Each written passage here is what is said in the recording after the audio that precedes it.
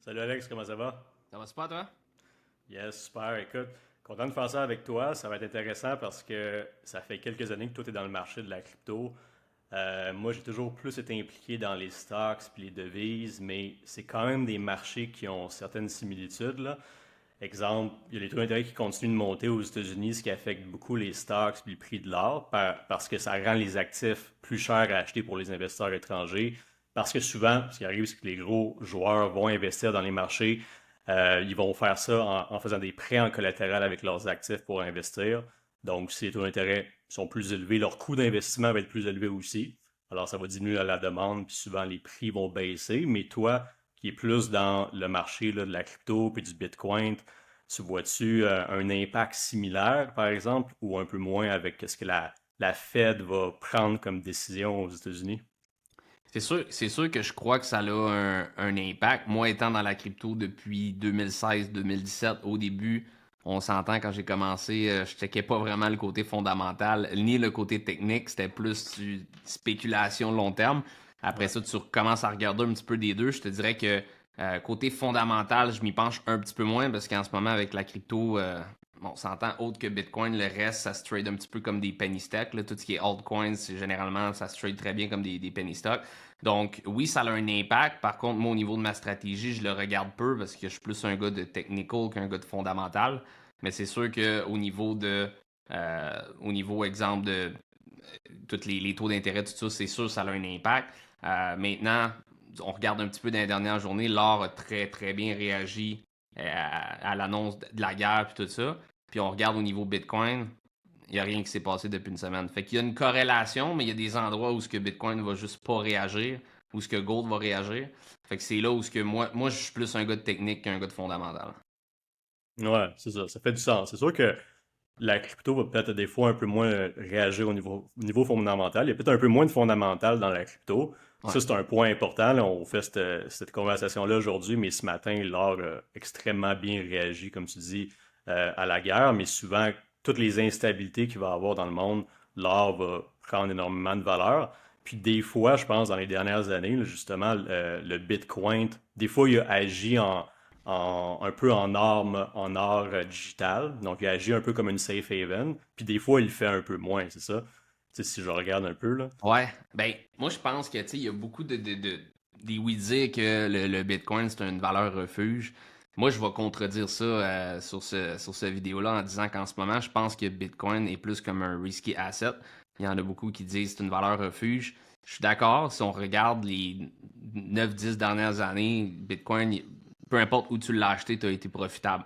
Par contre, je crois que les volatilités qu'on a vécues de Bitcoin partir de 1500$ à 19 000 en 6 mois, comme moi j'ai commencé en 2017, je pense pas qu'on va revivre des phénomènes comme ça, de voir des 1000% en 6 mois, des histoires comme ça. Tu peux les revoir dans certains altcoins qui vont pump and dump parce qu'il n'y a pas de volume, mais de faire passer de Bitcoin de 30 000 à 300 000 aujourd'hui, ça prend beaucoup plus de volume que de 1000 à 20 000.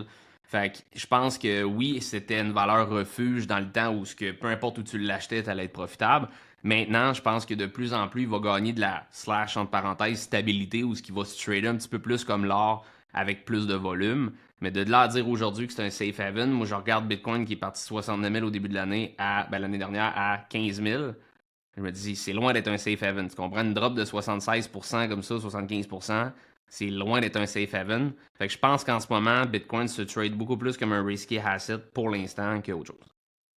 Ouais, c'est intéressant. C'est vrai, je pense que tu as raison à ce niveau-là. Puis ton style d'investisseur en général, je sais que tu fais beaucoup de day trading dans la crypto, mais tu vas holder des cryptos aussi à long terme. Comment tu décrirais ton style Je suis plus un comme ta swing trader, stratégie moi. un peu? Je suis plus un Ouais. swing trader. J'ai commencé à scalp un petit peu le gold dernièrement. Je suis pas encore un expert du day trading puis du scalping. Je maîtrise vraiment bien le swing trading.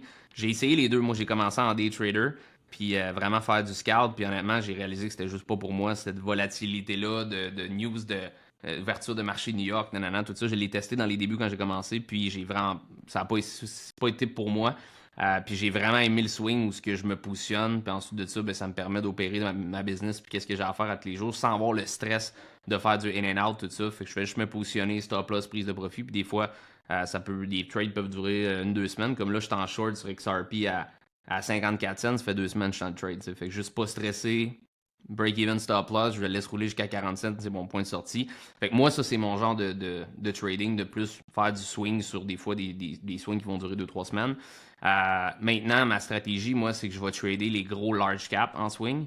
Parce que de trader, comme j'ai dit tantôt, les petits altcoins, hein, ça se trade comme des penny stocks. Tu peux arriver une news d'un matin, je veux dire, c'est extrêmement manipulé. Ça se trade pas comme les autres marchés. Puis souvent, c'est ça. Les owners de ces coins-là vont faire beaucoup de marketing pour pomper le asset, puis ensuite de ça, domper ça dans la face des petits investisseurs qui connaissent pas vraiment la game. Fait que pour moi, il y a des news que tu peux pas vraiment.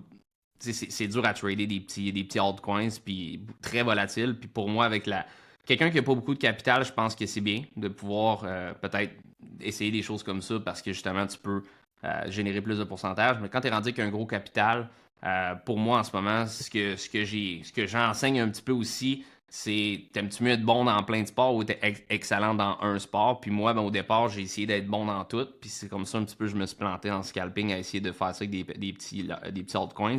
Puis pour moi, en ce moment, j'essaye tout le temps de rester dans les large cap. Bon, Bitcoin, Ethereum, XRP, je le trade en ce moment parce qu'il y a la news de la SEC puis tout ça, fait qu'il y a beaucoup de volatilité, sinon je le trade pas. Fait que je te dirais qu'en ce moment, là, mon plan, c'est de swinguer 2-3 paires de trading. Puis ensuite de ça, le profit généré par mes swings, ben là, je prends un petit pourcentage de ça, puis je vais le risquer dans des altcoins, shitcoins, appelle-les comme tu veux, là, des petits gaming tokens qui ont le potentiel de faire des 20x, 30x dans le prochain bull run. Je vais mettre un petit peu d'argent dans chaque en faisant un petit peu de fondamental puis de recherche technique. Mais c'est vraiment du fuck you money. Là. Vraiment de l'argent que je suis prêt à perdre. Mais le profit généré par toujours mes 3 bonnes paires de trading que je swing. Je comprends. Fait que c'est intéressant parce que moi aussi, je fais beaucoup plus du trading institutionnel. Là. Fait que je fais vraiment plus de swing trading. Un peu comme toi, j'ai fait un peu tout. J'ai essayé le scalping, j'ai essayé le day trading. Mais c'est vraiment plus le swing trading qui me rejoint. Mais ce qui est intéressant, c'est que tu sais, dans le Forex puis dans les stocks, les swing trading, il faut vraiment plus que tu aies une idée fondamentale de baser. Mais toi, ça a l'air d'être un peu différent dans la crypto parce qu'il y a peut-être un peu moins de fondamental. Là. Fait que tu dirais que c'est quoi? C'est comme 10% fondamental, 90% technique, même si c'est des gros swing trading que tu vas faire de 2-3 semaines. Ben, moi, je pense que les deux sont importants à regarder. Moi, j'ai développé une stratégie que c'est plus technique. Maintenant, Bitcoin, c'est sûr que il suit un petit peu l'or, il suit un petit peu le S&P, le Nasdaq, un petit peu moins depuis qu'on est reparti à la hausse un petit peu pour le Nasdaq et tout ça. Bitcoin a moins suivi, mais quand même, il y a une certaine corrélation. Moi, je te dirais qu'en ce moment, j'étais à peu près 80, ouais, 90-10, c'était peut-être pas mal d'un chiffre au niveau technique fondamental. Les altcoins, pas vraiment de fondamental. Honnêtement, quand tu trades des altcoins, c'est littéralement des Ouais. fake news, souvent style XRP qui gagne la SSC, XRP qui gagne contre la SSC, puis finalement, ça pompe à 94 cents pour redescendre à 40 cents. Tu vois, c'est de la manipulation de marché. Après ça, tu vois l'Ethereum qui passe de proof of work à proof of stake. Tout le monde est excité que ça change de manière de miner, la manière qu'Ethereum est miné. Puis là, tout d'un coup, il y a eu la news, puis Bitcoin, Ethereum qui passe de, je pense qu'il était à 2005 à 1300$, quelque chose comme ça dans ces moments-là. Fait que, tu sais, il y a beaucoup de manipulation de marché dans tout ce qui est autre que Bitcoin. Je pense que Bitcoin, il y a beaucoup moins de nouvelles par rapport à Bitcoin fondamentalement, parce qu'il n'y a pas de owner, tu sais. Fait que, mettons, XRP a des owners, il peut avoir des nouvelles. Telcoin, gaming token, peut avoir des nouvelles parce qu'il y a du marketing derrière Bitcoin. Il n'y a pas d'owner. Fait qu'il y a peu de nouvelles de Bitcoin qui peuvent impacter le prix de Bitcoin. Fait que je pense que Bitcoin, il faut que tu regardes plus les fondamentaux externes, des taux d'intérêt, etc. Tout ce qui est altcoins va suivre généralement Bitcoin. Fait qu'il peut y avoir des petits moments, puis ça varie, style, justement, comme tu te dis, il y a une news d'un gaming token qui lance un nouveau jeu, puis là, il y a du hype autour de ça. Mais généralement, c'est que le prix va se repositionner à travers quelques jours. Fait que moi, ce que Ouais. j'essaie le moins possible en swing, c'est de trader les journées comme un matin. Là. On s'entend, là. Fait que je trade pas des journées de grosses news. Fait que cette semaine, ça a été plein de news. Fait que généralement, en swing, j'essaie d'éviter de me positionner à travers ces journées-là. Puis ensuite de ça, Bitcoin, ben, je regarde mes gros niveaux de support, mes gros niveaux de résistance, puis j'ai une stratégie à l'interne qu'on coach que. Mais 90% technique, si ça répond bien à ta question. Ouais, je comprends. Ok, c'est intéressant. Mais c'est vraiment. Tu sais, justement, ce qui est intéressant avec la crypto, c'est que c'est un marché encore super jeune. Là. Tu sais, ça a un peu plus que 10 ans, mais pas beaucoup plus, tu sais, comparativement au stock market on a des dizaines d'années d'historique, là. Fait que, Ouais. tu sais, toi qui as vraiment vu ça évoluer de proche dans les dernières années, moi, j'étais plus dans le Forex et la crypto, mais tu as vraiment vu ce marché-là évoluer comme un nouveau marché. Qu'est-ce que tu dirais que tu as appris le plus en regardant un nouveau marché comme ça évoluer depuis le début? C'est une bonne question. Ben, écoute, au départ, premièrement, c'est de se rendre compte que tu sais, je pense qu'en ce moment, on est un petit peu dans la version dot-com bubble des années 2000 des tech stocks dans la crypto, où ce que, bon, dot-com bubble, on a vu des Apple, des Microsoft sortir du lot, puis vraiment comme devenir des grosses compagnies, puis solides aujourd'hui. Où ce que ça a été vraiment, il y en a qui ont fait une fortune à investir dans les débuts de ça. En ce moment, dans la crypto, je vois un petit peu ce phénomène-là où ce que, tu sais, en 2016-2017, on regardait un petit peu CoinMarketCap, puis il y avait 6, 7, 8 000 cryptos disponibles sur le marché. Puis là, Ouais, je c'est me rendu rappelle une de ça. histoire. Ouais, c'était comme une affaire de même. Puis il y avait des ICO, il y avait des nouveaux qui se lançaient, tout ça, mais aujourd'hui, il est rendu comme 25-26 000 cryptos, tu sais.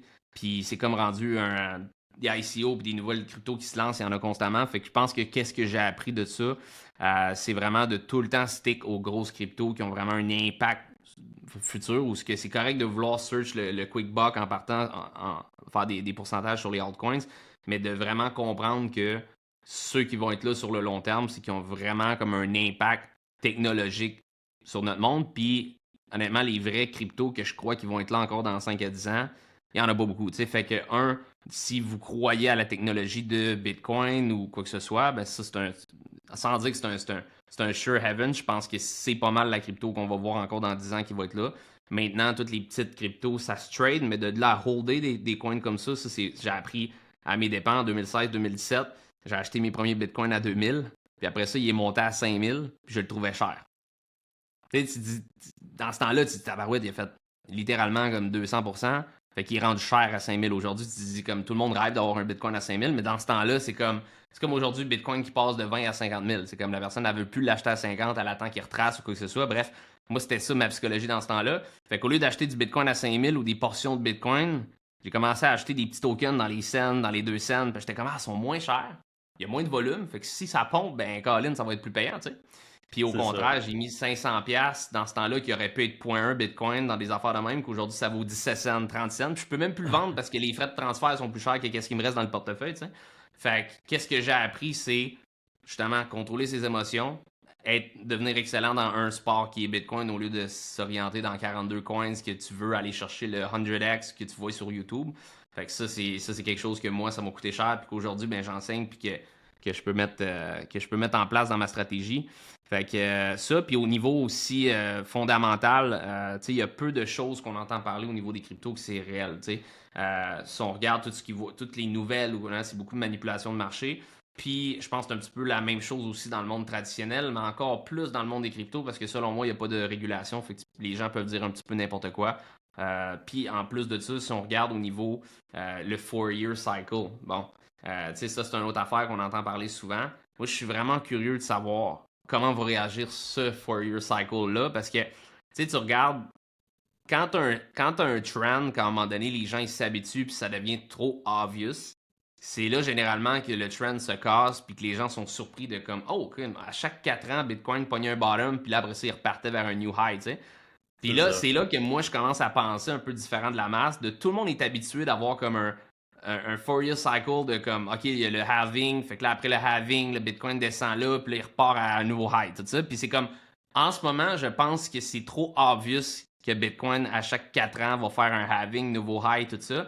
Fait que je pense qu'éventuellement, il va y avoir un bris de tendance de ce fameux halving. Je pense pas que le halving, c'est mauvais. Je pense qu'il va y avoir quand même une pompe, mais de là à dire qu'à chaque 4 ans, tu as des nouveaux highs, moi, je pense que les gens dans la crypto se sont fait un petit peu vendre l'idée que c'était comme ça que ça fonctionne, mais en réalité, si on regarde sur un plus gros time frame un petit peu, moi, je regarde plus au niveau des crises économiques de qu'est-ce qui s'est passé depuis 2008. Bitcoin, S&P, Nasdaq a été sur un gros uptrend depuis 2009. Fait que sans, tu sais, le halving, je pense qu'il y a un impact, mais de là à vraiment pousser le prix vers un nouveau high, je ne crois pas. Donc, je crois personnellement qu'on était vraiment sur une bulle depuis 2009, où ce que là, je pense personnellement que cette bulle-là peut péter. Puis, quand on parlait tantôt de valeur refuge par rapport à Bitcoin, puis tu disais, tu as été là depuis 10 ans, puis tout ça, ben justement, je pense que Si tu regardes l'or, il y a du data de plusieurs décennies. Si tu regardes le S&P, il y a C'est du data ça. de plusieurs décennies. Bitcoin n'a pas ça. Fait que, tu sais, les gens vont regarder le data sur 4 ans, ils vont dire ah, Bitcoin, c'est des cycles de 4 ans. Ouais, mais à un moment donné, un trend, c'est fait pour être brisé. Tu comprends? Fait qu'à un moment donné, c'est trop obvious que les gens vont s'installer aux 4 ans puis ça va repomper à chaque fois. Non, je crois pas. Éventuellement, il va y C'est avoir des ça. market Ouais. makers qui vont virer le chapitre puis il va y avoir d'autres choses qui vont se passer. Moi, je pense que c'est peut-être cette année que le trend va se briser. Ou ce que là, tout le monde s'attend à ce qu'on reparte vers 100 000 dans 1 an, 2 ans, 3 ans. Moi, je pense que avant de voir un new high pour Bitcoin, on va devoir vraiment repositionner la situation économique qu'on a là en ce moment parce que le marché en ce moment n'est pas risk-on. Okay? Ça, c'est sûr à 100%. Je pense qu'avec tout ce qui se passe, on le voit, le taux d'intérêt dans le plafond, tout ça. Je pense qu'avant de revoir un nouveau high pour Bitcoin, on peut s'attendre peut-être à 5-10 ans. Ça, c'est le genre de chiffre que moi, je m'attends personnellement, que je ne crois pas qu'on va aller rechercher un nouveau all-time high de sitôt. Puis le 4-year Ok. cycle de halving, c'est des choses que c'est 10 ans de data, on n'a pas 100 ans de data. Fait que j'ai hâte de voir qu'est-ce qui va se passer dans 10 ans. C'est ça, c'est intéressant. Puis c'est un bon point, ça, parce que comme que c'est un marché qui est encore très jeune, comme tu dis, il y a peut-être un 8-10 ans d'historique, comparativement aux stocks, qu'on a plus qu'une centaine d'années là, tu sais, de patterns qui se sont répétés, etc. Puis souvent, tu sais, les gens qui vont trader la crypto, on va se le dire, en général, c'est comme le premier marché qu'ils ont tradé en général dans leur vie, tu sais. Ouais, Fait que 10 ans, peut-être pour certaines personnes, ça peut paraître beaucoup, mais ça l'est vraiment pas dans n'importe quel autre marché financier. Fait que, comme que tu dis, tu sais, il y a beaucoup de gens qui parlent d'un pattern de 4 ans, mais qui s'est juste répété 2 fois jusqu'à date. Fait que 2 fois, c'est pas beaucoup. Puis les market makers, les gens qui vont vraiment faire bouger ces marchés-là, qui vont holder le plus de Bitcoin, on s'entend qu'ils savent qu'est-ce que un peu les retail traders vont, ouais. vont parler, vont penser, ça va être quoi leur sentiment à eux. Fait que si tout le monde dit que c'est ça qui va arriver, probablement qu'en général, ça va être le contraire. C'est ça. C'est ça qu'il faut regarder. C'est pour ça que je suis bien curieux de voir. Il y a beaucoup de gens, c'est ça, ils parlent du halving, tout ça. Je serais vraiment curieux de Ouais. voir si on niaise pas sideways pendant une couple d'années, puis peut-être même descendre plus bas, question de créer vraiment comme un panique générale. Le monde s'attendait pas à ça, tu sais, faire quelque chose qu'on n'a jamais vu. Moi, je pense Ouais. que, comme je dis, un trend, c'est fait pour être brisé, puis mettons que je suis prêt à. Si ce trend-là est brisé, j'ai de la liquidité, je suis prêt pour acheter plus bas. Ça, c'est clair. Fait que tu vas juste te positionner puis tu vas être prêt pour acheter encore du Bitcoin plus bas. Bitcoin, Ethereum, XRP, tu parlais d'XRP tantôt un peu. C'est à peu près c'est-tu les trois que tu vas regarder le plus? Ouais, dans le fond, tu sais, si on regarde avec ma liquidité personnelle, je regarde beaucoup Bitcoin, Ethereum et XRP. XRP, encore une fois, j'en achète plus beaucoup. J'en ai acheté dans des zones autour de 32-33 cents depuis le début de l'année, fait que des belles zones critiques de support. J'en rachète pas en ce moment. Maintenant, Bitcoin, j'en ai acheté à 19 à 23. J'ai pas hit the perfect bottom comme plusieurs pensent ou quoi que ce soit. Là. Fait que 19-23, j'avais des positions à 14 000, à 10 000, à 8 000 qui n'ont jamais été filled. Comme je te dis, ça, c'est mes zones. S'il arrive quoi que ce soit, puis que on va plus bas, puis qu'il y a quelque chose de majeur, pour moi, ça, c'est les zones où j'ai des positions d'achat. Maintenant, est-ce qu'ils vont se faire hit? I don't know. Mais ce qui est sûr, c'est qu'au moins, j'ai un pied dans le boat. T'sais, j'ai 19, 23, fait que j'ai quand même relativement des bonnes positions. Puis après ça, ben, je suis prêt à justement comme DCA, puis à amener ma moyenne à la baisse si on va plus bas. Ethereum, je suis un petit peu un moins grand fan, honnêtement, c'est parce que je veux dire, ton pourcentage est pas, tu sais, de là à risquer vers quelque chose qui a le owner, comme je suis un peu plus vers Bitcoin, c'est pas 100% décentralisé comme le monde y pense parce que tu as quand même la blockchain puis tu vois le data, mais ça reste que je suis plus vraiment pas tout à fait un Bitcoin maximaliste parce que j'ai certains altcoins, mais je vais être plus porté à avoir un portefeuille qui est à peu près 75% Bitcoin. Après ça, j'ai un petit pourcentage Ethereum, altcoins. Fait que je te dirais que 75% Bitcoin. 75% de Bitcoin, puis Ouais. un peu de XRP, puis des fois tu vas. Tu regardes ça encore des ICO, tu vas regarder quand même des nouveaux projets technologiques qui vont arriver dans la crypto ou un peu moins Ouais. maintenant? Oui, quand même. Beaucoup dans le gaming. Moi, je suis un ancien gamer qui game de temps en temps, mais j'aime beaucoup les Ok. jeux vidéo. Puis des fois, quand je vois des affaires, tu sais, dans le méta... Je pense vraiment que le metaverse... puis tu sais, les NFT, on s'entend, là, ça c'est un autre dossier, là, ça a plongé, mais je pense que justement, on a peut-être eu la phase 1 où il y a eu le hype phase.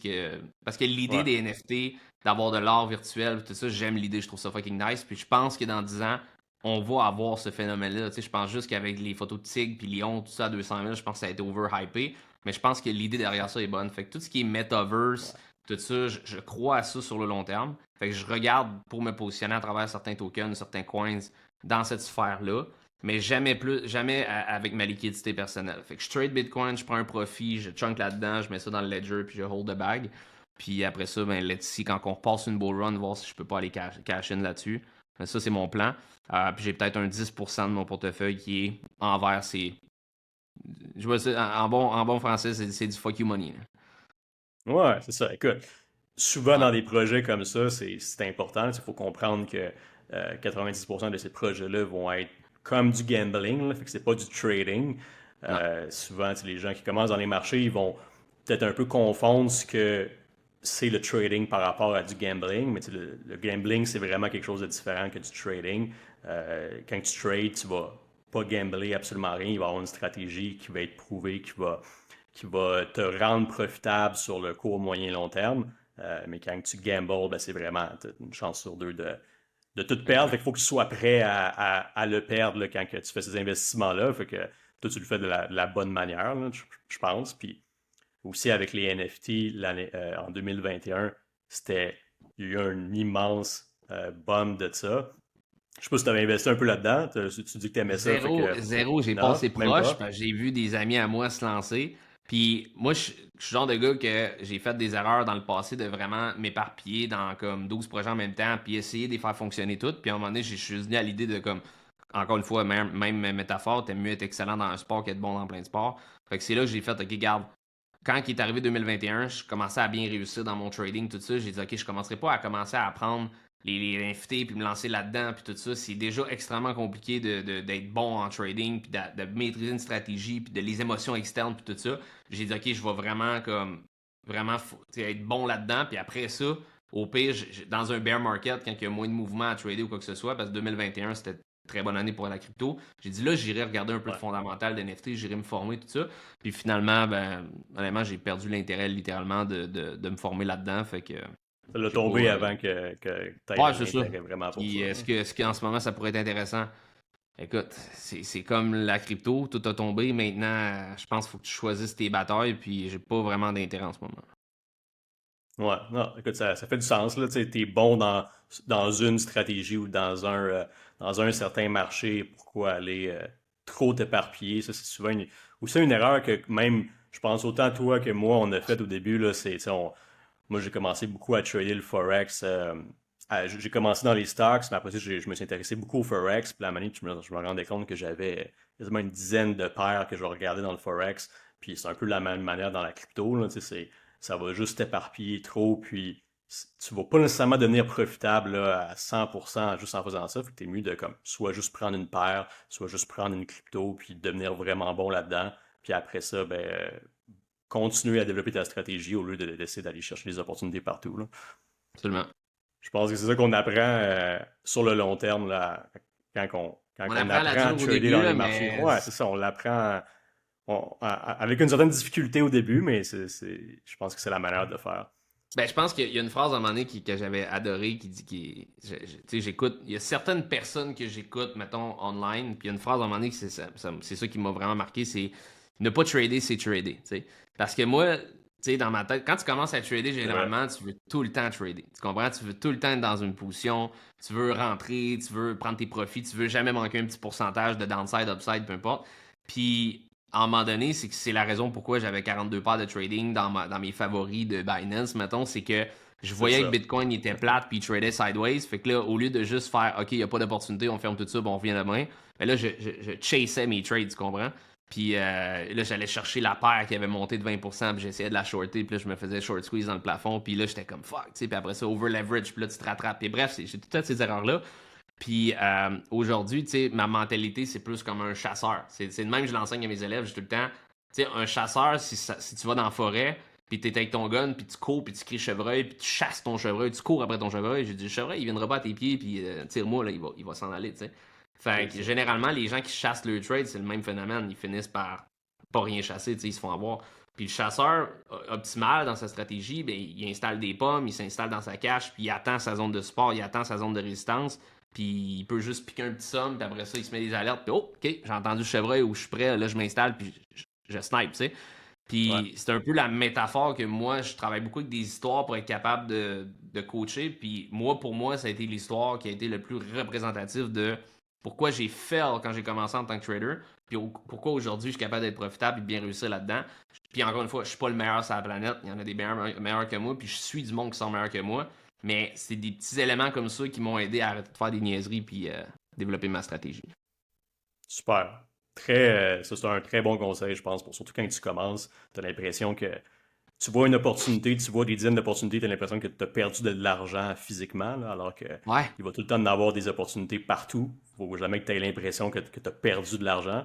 Mais c'est souvent 99% des gens qui vont commencer, ils vont avoir ce feeling-là parce que le trading, c'est tellement différent de qu'est-ce que tout on a essayé dans la vie ou de la manière qu'on a été éduqué. C'est différent de tout ça. Fait que souvent, on a C'est un bon des point. instincts qui. C'est un bon point, Ouais, Tristan, parce que moi, tout, je me souviens j'avais, mettons, des positions que je regardais. Puis là, t'étais comme, ah, je le fais-tu, je le fais-tu pas. Puis là, après ça partait, puis ça allait du sens, qu'est-ce que t'avais dit, tu sais. Puis là, je c'est calculais ça. combien j'ai perdu à ne pas le prendre. Fait que j'étais comme, ah merde, j'ai perdu 500$, tu sais. Puis là, j'essayais de comme, trouver des manières Ouais. de me refaire sur le short side ou quoi que ce soit. Mais je pensais exactement comme ça, l'argent que j'ai perdu à ne pas trader, tu sais. Fait que, On a tout perdu, on a tout fait ça parce que on a été élevé avec ce framework-là de penser à travers pertes et gains en argent, là, tu sais. ouais. Mais, euh, mais c'est complètement le contraire. Bref, le trading, c'est un autre monde, puis il Mm. faut apprendre ce monde-là qui est différent de la manière qu'on a été enseigné, là, tu sais. Écoute, la dernière fois qu'on s'est vu, là, on a super ensemble, c'est super intéressant. On parlait aussi de différents projets d'endroits pour une deuxième résidence à l'extérieur du Canada. Puis je trouvais ça super intéressant parce que moi, en ce moment, je regarde beaucoup Dubaï. C'est vraiment l'endroit que je regarde beaucoup ce temps-ci, là. J'ai beaucoup d'amis qui vont là. Mais toi, tu m'avais parlé que tu aimais beaucoup les Bahamas. Je pense que tu as certains amis qui sont Ouais. allés là dernièrement. Je veux savoir qu'est-ce qui t'attirait le plus en ce moment là-bas comparativement à, genre au Mexique ou Dubaï. C'est une bonne question. Honnêtement, j'ai pas fait encore mon pouls à cette idée-là de. Je sais que je veux pas passer mes hivers ici. Ça, c'est coulé dans le béton. Je veux pas rester au Québec l'hiver, OK? Il C'est y ça. a des mois que j'aime pas. Style, en ce moment, comme là, je suis sur le bord de mettre la toile sur mon char, là. Puis là, ça me fait chier, Ouais. là. Comme, je suis comme, OK. C'est comme, tu sais, mettons, il y a des beaux mois, comme, mettons, je pense que janvier, c'est un beau mois, tu sais, quand il y a de la belle neige. Mais là, en ce moment, c'est comme, là, tu sais, novembre, décembre, quand il commence un peu à neiger, mais c'est pas trop sûr. Ou, mettons, mars-avril, quand c'est de la slush dehors, puis ça commence à fondre. Ouais. Ça me gosse. Tu comprends? Fait que j'essaie de sortir au moins comme 4 mois par année que je vais faire une place. Tu sais, le Mexique, je l'ai essayé à Playa del Carmen, je vais être honnête avec toi, puis on était là ensemble, on s'est vu justement. Ouais. C'est cool un mois. Après un mois, t'as fait le tour de la cinquième, puis c'est correct. Tu comprends? Comme j'avais fait le tour. Puis moi, j'ai vécu, tu sais, en ce moment, tu sais, comme je fais de la belle argent, ça va bien les affaires, puis tout ça. Puis je pense que j'ai besoin d'être dans un environnement où ce que je peux pas être confortable. Genre, je peux pas être le riche des pauvres, entre parenthèses, tu sais. Puis je pense qu'au Mexique, je me sentais comme ça. Au Mexique, tu vois pas de belles voitures, tu vois pas de grosses maisons. Bon, ça dépend où tu vas, là, dans les cartels, tout Ouais. ça, mais c'est une autre histoire. C'est Mais pas Miami, admettons, là, c'est pas Miami. Puis moi, ouais. ben, Ouais. après 5 mois là-bas, j'étais comme, t'as pas besoin de beaucoup d'argent pour vivre, t'es confortable rapidement, y a rien qui te stretch, tu sais. Puis j'étais allé 2 mois à Miami l'année dernière, puis c'est drôle, j'ai été 2 mois, la business a doublé quand je suis revenu de là. Pourquoi? Parce que Colin, on se promenait en ponton sur le canal, puis on voyait des yachts à 35 millions. Fait que tu te sens rapidement comme une petite chiotte, tu sais, puis t'as envie de faire plus, puis tout ça. Puis, tu sais, tu te rends compte que, bon, ta petite R8, il y en a 42 là, qui passent en avant de toi toute la semaine, là. Fait que c'est comme ça que je cherche à me faire sentir, d'être le pauvre des riches, au lieu d'être le riche des pauvres. Puis j'ai besoin de ça. Tu comprends? Il y en a qui sont comme, ah non, moi j'ai besoin de ça. Puis je crois que Mexique m'amène pas ça. Je pense que Bahamas m'amène ça. Parce que Bahamas, c'est comme beaucoup de milliardaires qui habitent là-bas et tout. Juste jouer au terrain de golf que je regardais, c'est 100 000$ le membership US. Fait que tu sais, il faut que tu aies du foin là, pour être là. Puis t'as pas Ouais. même une maison en bas d'1 million. Fait que tu sais, juste ça, c'est comme, ok, ça va me stretch à faire plus. La seule affaire avec le Bahamas que je pense, c'est que je crois que je vais m'emmerder. C'est une île. Moi, je suis un Ouais. gars qui aime ça sortir, j'aime ça aller voir les Canadiens. Je vais voir le Rocket de Laval juste à côté de chez nous à chaque semaine quand je peux. Tu sais, quand j'étais allé à Miami, j'allais voir le Heat à chaque semaine. Mais à Bahamas, c'est pas ça, tu comprends? Fait que je vais vraiment me pogner le bang. Fait que je pense que c'est plus un mois, 2 mois. Après ça, il faut que je sorte de là. Fait quitte à faire peut-être 2-3 mois Floride, 2 mois Bahamas ou. Tu sais, j'essaie de me trouver un tax haven, ça c'est sûr. J'essaie de trouver un endroit comme la Bahamas que tu achètes une propriété, 700 000 US, peu importe comment ça marche, puis t'es pas sûr que tu payes plus d'impôts pour ta Ça, de la manière que business. ça marche au Bahamas, c'est par propriété que tu achètes, c'est ça? De ce que j'ai compris de, mettons, Max qui l'a fait, le setup, là, c'est 700 000 US. Tu donnes minimum 30% de down. Puis après ça, dans le fond, théoriquement, tu n'as plus besoin de ta business. Tu peux laisser ton personnel ici, mais ta business, tu peux l'amener là-bas puis payer d'impôts. Fait que ça, pour moi, ça serait un. Pour beaucoup de monde qui font de l'argent, c'est magnifique. Après ça, moi, lui, Max, il a un catamaran, il est parqué sur le bord du canal, tout ça, il pogne son catamaran des Bahamas en Floride, 4 heures, il est rendu là-bas. Il y a Tu vas vraiment l'amener un beau directement, setup. puis ouais. Ouais. Ça, c'est Mais nice. moi, Ouais. je suis comme catamaran. Max et Tu vas avoir Manuel. un Moi, j'ai de la misère à catamaran. poser un cadre, tu comprends-tu? Fait que moi, commencer à lever la voile, puis on s'en va, là, oublie ça, man, tu vas me voir dans les nouvelles pogné dans le plein milieu de la mer dans 3 semaines, là, tu sais. Fait que pour moi, je le vois moins, ce setup-là. Je sais pas encore ce que je vais faire. OK, c'est intéressant. Puis, je te pose la question, parce que Dubaï, je sais que c'est un endroit que toi, t'es allé une fois. Je suis jamais allé à Dubaï, c'est Tom T'es qui jamais allé à voudrait. Dubaï, ok, je suis sûr que t'es Ouais, allé. Moi, je suis jamais allé non plus. Moi, ce que j'ai entendu, je veux dire ce que j'ai entendu, parce que j'ai beaucoup d'amis qui y vont. C'est sûr que c'est plus loin que les îles, tu sais, ouais, mais ce qui est intéressant, c'est que c'est une grande métropole, tu sais, fait qu'au niveau, ouais. comme tu dis, c'est au niveau des opportunités, au niveau des connexions que tu peux faire en ce moment, je pense que tous les gens de l'Europe, tu sais, il y a beaucoup de gens de l'Europe qui vont là pour avoir leur business là-bas. C'est un peu un tax haven, là. Ça a été 0% pendant longtemps. Maintenant, je pense que depuis cette année, c'est rendu en bas de 10%. Ok. Mais aussi, ce que je trouve vraiment intéressant, c'est une ville qui a été bâtie il y a 40-50 ans, c'est une nouvelle ville. Puis la famille qui ont bâti ça, ils ont vraiment bâti ça avec la perspective de construire une ville avec le meilleur environnement possible pour faire grandir, pour faire croître des business. Ouais. Puis ça, tu sais, c'est contrairement, mettons, au Québec, là, on va se le dire, là, dès que tu commences à faire de l'argent, ou ils vont te taxer plus, ou ils vont trouver des lois, ils vont essayer de faire des lois pour te mettre des bâtons dans les roues, là. On va se le dire, alors que là-bas, c'est un peu complètement le contraire. Fait que moi, c'est un peu ça qui m'attire vers là, c'est de pouvoir bâtir une entreprise dans une métropole où est-ce qui favorise le plus la business, puis le fait de prospérer, là, tu sais. Ouais. Tu sais, j'imagine que de vivre dans un environnement comme ça, pour nous qui on a grandi au Québec, c'est complètement différent. Puis je pense que ça peut être super bénéfique. Mais c'est sûr que c'est plus loin, là, tu sais, fait que c'est plus loin que les îles, mais je pense que les deux ils ont un peu des côtés positifs, là. Moi, Euh, la seule affaire, Tristan, c'est je regarde beaucoup aussi le côté personnel. Tu comprends? Parce que business, tu sais, on est jeune, on veut thrive, on veut faire du cash, tu comprends? Sauf qu'à un moment ouais. donné, tu arrives à un âge où tu as accompli ce que tu avais. Pas qu'à un moment donné, on va arrêter de rêver ou quoi que ce soit, mais comme, tu sais, moi, là, je vais avoir des enfants éventuellement, je vais vouloir voyager, je vais vouloir comme plus déléguer certaines affaires. Tu vas être moins business, tu vas être plus comme family. On va arriver à ce moment-là, tu sais. Euh, Moi, Dubaï, c'est la seule affaire, c'est que c'est un quick shot. Tu sais, c'est quelque chose que tu vas là, tu sauves un peu de taxes, un peu d'impôts pendant une couple d'années. C'est pas une place que j'aimerais rester parce que c'est une autre culture. Puis je me vois mal élever mes enfants là. Tu sais, aussi, l'autre chose, c'est que mes parents, ils vont-tu venir me voir à Dubaï? Tu comprends? Comme, tu sais, c'est loin. Tu t'en vas au Bahamas ou tu t'en vas, mettons, en Floride, c'est un vol de 3 heures, pif paf, les parents viennent te voir, ta famille, tes amis viennent te voir. Le monde sont tout le temps en Floride, Bahamas, c'est rapide. Dubaï, man, c'est 20-30 heures, tu sais, je veux dire.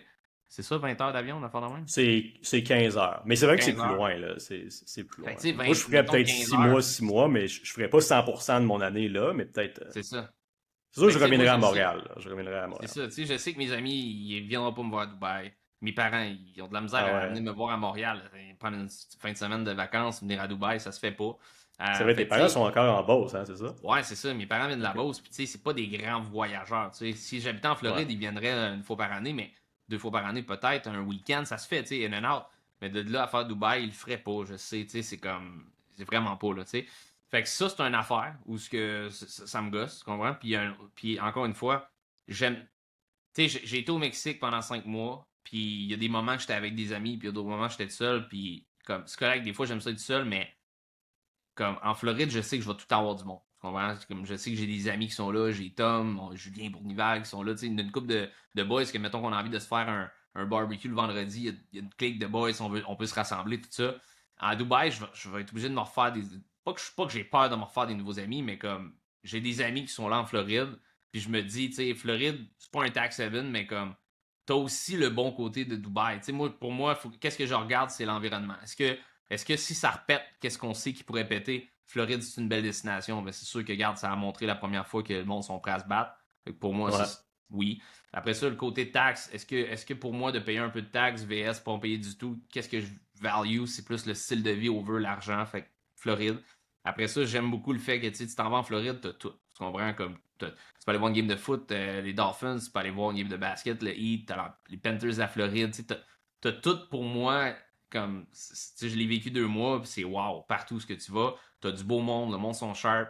Fait que tu sais, il y a plein de belles choses à Dubaï. Je l'ai pas vécu, fait que si je parle au travers de mon chapeau, un peu comme j'aimerais peut-être aller visiter. Mais vite de même, de vraiment set up ma vie avec enfants et tout ça, la Floride, ça c'est sûr. Je pense que ce serait un.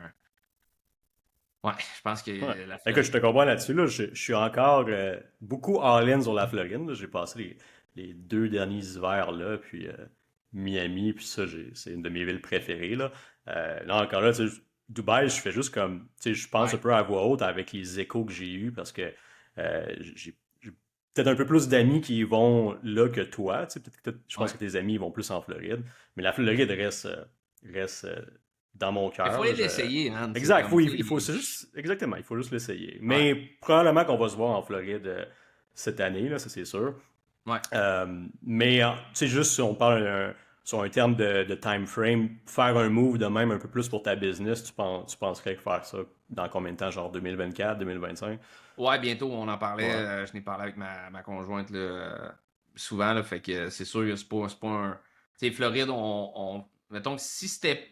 Là, tout est revenu à la normale pendant combien de temps, who knows, tu sais, ouais, mais c'est sûr que nos plans, c'était de le faire comme probablement l'année prochaine. C'est sûr que si ça repète, tout ça, on va accélérer le processus, mais là, j'ai 29. Tu sais, on commence à parler enfant, tout ça, fait comme un an, gros top, faut avoir un pied ailleurs. ok, nice. C'est à peu Mais près j'aime ça le mon Québec, plan fait aussi, que, tu sais, ouais, je veux rester mes étés ici. Tu ouais, sais, le monde ouais, font comme Ah, j'aime pas le Québec, je veux partir. Moi, je veux pas partir parce que j'aime pas le Québec, je veux juste partir parce que j'aime pas le -30. Mais c'est pour ça.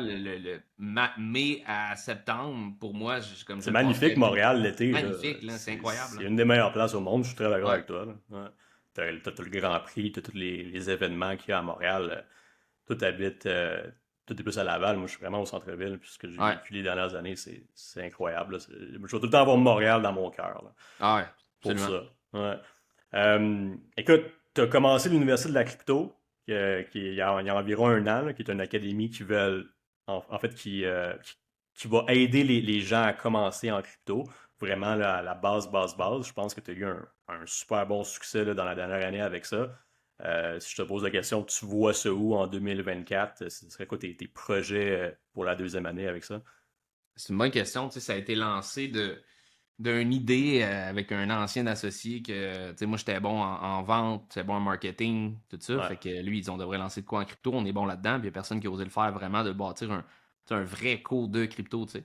Puis nous autres, on se. Tu sais, je me vois pas comme l'expert trading qui fait 100 millions par année. Puis je suis pas un gars qui a tradé des hedge funds, puis tout ça. Je me vois juste comme le gars qui a eu des belles expériences, de perdre de l'argent en crypto, de faire de l'argent en crypto, de développer une bonne stratégie. Est-ce que je pourrais que vivre du trading? Oui. Pourquoi je vends des cours? Parce que c'est payant. Simplement, les gens le demandent parce que c'est payant, parce que honnêtement, je fais plus d'argent avec la vente de cours qu'avec le trading pour les gens qui se demandent, mais je fais quand même de l'argent avec le trading, puis je me sens très bien d'aider les nouveaux. Ma clientèle cible, c'est les débutants et les intermédiaires. Fait que des débutants, genre, qui ont aucune idée par où commencer, ouvrir un wallet, qui se sont fait avoir 2, 3 fois, que là, ils veulent vraiment bien démarrer avec des bonnes bases.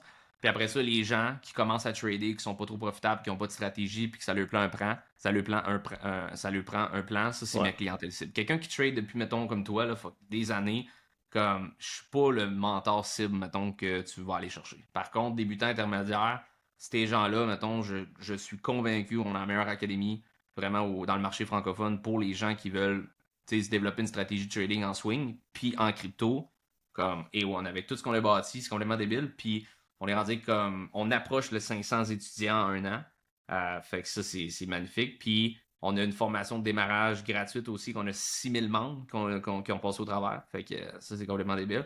Quand même, hein? L'objectif cette année, c'est sais, plus qu'on fait d'argent, plus qu'on augmente la qualité du cours. Fait que dans le fond, au départ, j'étais tout seul, je faisais tout. Je faisais les ventes, je faisais les opérations, je faisais les calls de vente, les calls de coaching de clients, tout ça. On est rendu avec un coach c'est technique. Fait qu'on est rendu avec un coach, mettons, il y a un client qui a un problème d'ouverture de plateforme, de ShakePay qui est buggé, transfert de fonds. Notre coach jump sur un appel puis il aide le client. Fait qu'on a un gars sur technique. On a un gars qui fait du scalping puis du day trading depuis 6 ans, qui va donner vraiment sa perception plus day trading. Moi, je suis plus swing. Fait qu'on on vient vraiment bien se complémenter là-dedans. Puis on a un coach qui est vraiment moi j'appelle l'accountability coach. Fait qu'un peu, qui va être Jimmy. Jimmy, c'est un peu comme le coach au gym qui te fait chier, mais que tu es content d'avoir eu quand tu as des abdos 6 mois après. Fait qu'on a un coach qui, à chaque Ouais. 2 semaines, écrit au client à voir t'es rendu où. On a comme un genre de roadmap, un genre de plan de match de formation, puis les gens doivent suivre ce plan-là. Fait qu'à chaque 2 semaines, Jimmy écrit au client pour voir s'ils sont rendus aux bonnes places, puis tout ça, puis si ça avance, parce que les gens souvent ont tendance à procrastiner. Ils achètent des cours, puis ils les font pas. Fait que nous autres, on a comme un coach qui garde le monde vraiment accountable. Fait que bref, tous ces éléments-là, on les a amenés parce qu'on fait plus de profit et on a grossi la business. Fait que mon plan cette année, c'est sûr, c'est d'optimiser la qualité de la formation pour augmenter le taux de succès des élèves parce que, évidemment, on a des élèves qui ont du succès, mais tu le sais, dans le trading, pas tout le monde qui est successful. Fait que je pense qu'on peut, sans avoir 100% des élèves qui font plein de cash, on peut augmenter ça puis optimiser tout ça. Puis on veut avoir environ 1000, je te dirais entre 1000 à 1500 étudiants cette année qui adhèrent des nouveaux membres. Fait que ça, c'est notre plan. OK. Excellent. Ça, écoute, je pense que tu as déjà ce que tu as bâti dans la dernière année, c'est vraiment incroyable au niveau de la crypto, là.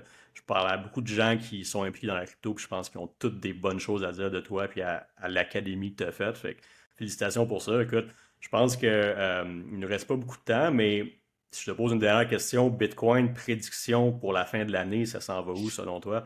300 000! Non, pour vrai, je crois perso qu'on Tout le va monde être pense à ça. déçus. OK. J'ai justement fait un genre un genre de poll dans mon groupe cette semaine. Puis j'ai marqué 3 probabilités parce que le trading, c'est une game de probabilités. Mais je vais te dire un chiffre parce que c'est ça que tu vas entendre. Mais il y a 3 probabilités en ce moment que je vois sur Bitcoin. OK? Je vais te les dire les trois. Puis je vais te dire après ça laquelle que je pense qui est le plus probable. Euh, Option 1, Bitcoin, on est toujours sur un uptrend sur le weekly, right? On l'a pas brisé tant que ça casse pas 24/7. Bitcoin trade entre 24/7 puis 27 pendant une couple de semaines, une couple de mois, puis éventuellement breakout, puis pète le 37-40 000. Ça, c'est option 1. Je crois que c'est moins probable, mais it's in the card. On est toujours sur un uptrend. Fait que ça, c'est l'option 1. On range, on brise pas le trend, puis on reste en haut de 24/7. Option 2, Bitcoin qui casse le trend. On pète à 22, on vient retest à 25, puis on vient faire comme dans tous les cycles vient faire un genre de double bottom. Fait que là, on a eu le premier Ouais. bottom à 15 000, on vient faire un higher low, double bottom autour de 17-18. Puis après ça, on consolide un petit peu, puis on repart à la hausse dans 1 an, 2 ans, puis on repart sur une bull run éventuelle. Fait que option 2. Option 3, on invalide tout ça. Bon, quand je t'ai dit tantôt, le break the cycle, tout ça, on brise 15 000, puis on s'en va autour de 14, 12, 10 dans ces ranges-là, puis briser le lot que personne pense qu'on peut briser à cause du four-year cycle hiving thing. C'est ça. Fait que moi, je pense que scénario 1, on va regarder cette vidéo-là dans 6 mois, on va rire, mais scénario 1 de ranger présentement, peu probable. Honnêtement, je pense qu'on est dû pour aller rechercher un peu de liquidité plus bas. Euh, je pense que scénario 2 et 3 sont plus probables. Je vais opter pour le 2, honnêtement, parce que en même temps, je vois pas Bitcoin. Je vois pas l'opportunité de donner la chance aux retail traders d'acheter du Bitcoin à 8000. Tu comprends? J'ai de la misère à croire qu'on va revoir ces chiffres-là. Tant mieux si ça arrive, là, je vais être le gars le plus heureux sur la planète, mais je crois qu'on va peut-être voir un genre de double bottom autour de 18-19 000, puis apeurer le marché au point où ce que les gens pensent que ça va aller plus bas. Puis après ça, on range un petit peu, puis on repart éventuellement d'une bull run. Puis la prochaine bull run, pour tous ceux qui pensent, je crois pas que ça va être une bull run où, ce que, comme on l'a dit, au halving, on fait un nouveau high. Je crois pas que ça va être un nouveau high cette fois-ci, parce que Bitcoin de cycle en cycle, il perd de la volatilité. Je pense que peut-être on peut aller rechercher 50 000, 48 000, tout ça. Mais je pense qu'on va ranger dans le range où on est présentement pendant une couple d'années, puis peut-être faire un nouveau high dans 7-8 ans, tu sais. Fait que je pense Ouais. que ça va ressembler à ça un petit peu le setup de 17-18, on pète jusqu'à 48 dans 2-3 ans, mettons, puis après ça, on redescend un petit peu, puis 10 ans plus tard, on peut péter le high. Fait que fin de l'année, on est en octobre, je vais te dire 20 000, en 18 et 20 000. Excellent. Écoute, on se laisse là-dessus. On Ouais, essaie de peut-être refaire ça ouais, d'ici la fin de l'année. C'est super intéressant. Merci, Alex. pas trop. Puis, écoute, bon succès dans ce que tu fais. Continue de même. Puis, on se parle d'ici la fin de l'année. Yes, sir. Merci, toi aussi, man.